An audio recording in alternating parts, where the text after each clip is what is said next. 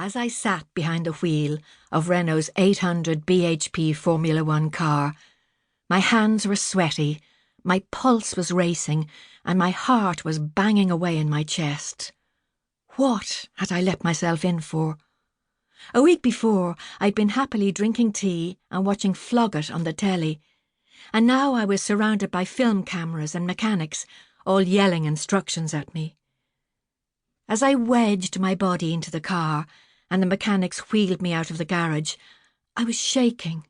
I was nervous, terrified, but nothing was going to stop me.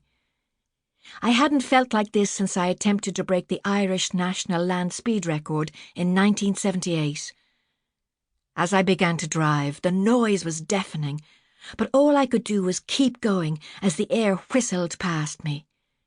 It was then that the adrenaline kicked in, and I was away without a thought for my safety or survival.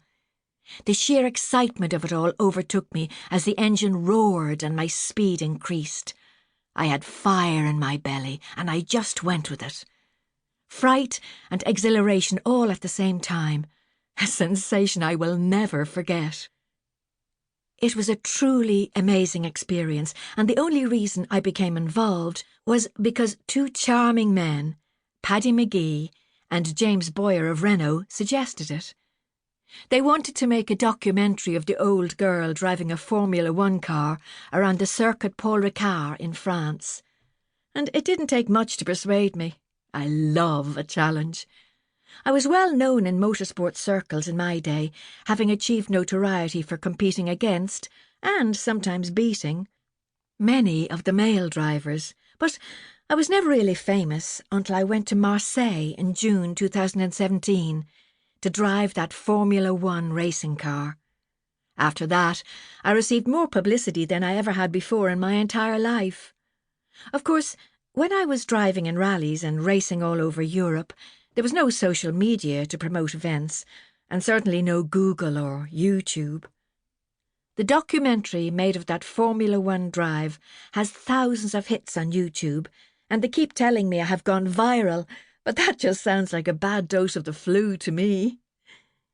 When I was asked to go to Silverstone, prior to the British Grand Prix, to celebrate my Formula One drive, I was treated like a celebrity.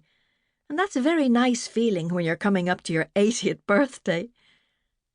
I've had 6 stents inserted, a broken collarbone, a cracked kneecap, and a sprained ankle, and none of them in a car. And I survived. 80 isn't old any longer, and I see no reason to stop doing the things I love.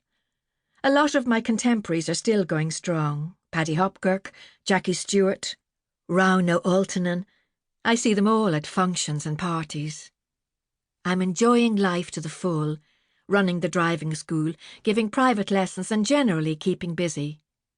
Recently, I gave a talk to a large group of people at a seminar in the International Financial Services Centre in Dublin. "Are you sure?" I asked the woman who telephoned to ask me to do the talk, because I knew the people attending would be highly educated with senior positions in their organisations. I only know how to drive cars and win rallies, but apparently that is enough. I rarely turn anything down, but I did a week ago when I was asked to take part in an event testing a self-driving car. Autonomous, they call them. I was supposed to sit in the car with the windows blacked out and a little laptop on my knee to steer. That I declined to do. People often ask, "When are you going to retire?" And I just laugh at them. Do you really believe I could sit watching television and eating marshmallows with my feet up for the rest of my life? I'm glad to say that there is always something to be done. I have a huge calendar on the wall on which I write down all my appointments. And as I sit looking at it today, my life looks very full. Last week I had a telephone call from a man asking me to drive his car from London to Spain next year in a classic rally. I said I would, thanks very much, but these days I always include the proviso, if I'm still alive. I contemplate death from time to time, but I sorted out my funeral arrangements long ago. When my mother died, I had a headstone made for the family.